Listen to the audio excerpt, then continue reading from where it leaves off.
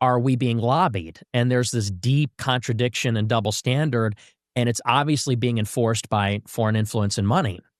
And I remember they hated the line of questioning. And when you say they, you're referring to this friend group? Yes, Okay. this Daily Wire friend group, they were all writers there, and you could still find their articles online. And they, at first it was sort of playful. They said, oh, haha, very good. They almost thought I was joking. They said, oh, it's very funny, but you really shouldn't ask that, they would say.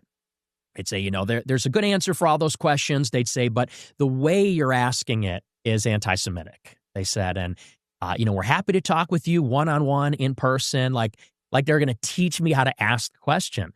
They said, because the way you're saying it, it sounds hateful and it's wrong.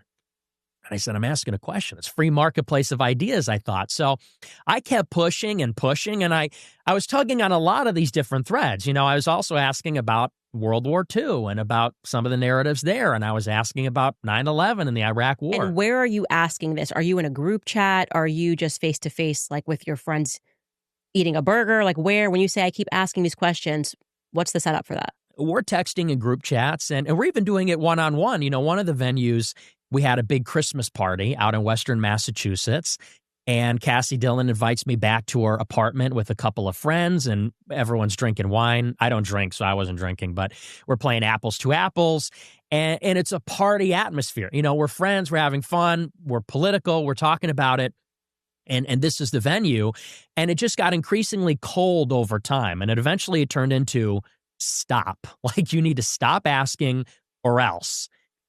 And eventually, I kept pushing on a lot of these different things, and Cassie hits me up on Twitter, and she texts me this huge block text paragraph, and she says, we're not in the same movement anymore. She goes, I don't really recognize what you're about and your views. She says, I'm pro-Israel. She goes, and the things you're asking, the things you're saying about Ben Shapiro and other people, she goes, I'm just not a part of that movement. And she said, so we can't be friends anymore.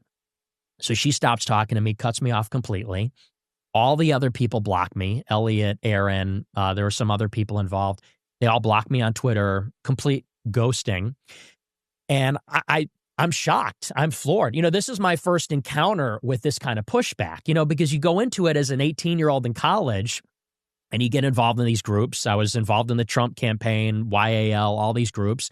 And you think this is the free marketplace. We're here to debate ideas. It's a free speech atmosphere. And I'm also thinking we're all pro-Trump. And that's another big dimension of this is me. Trump was a huge influence on me. He made me a nationalist.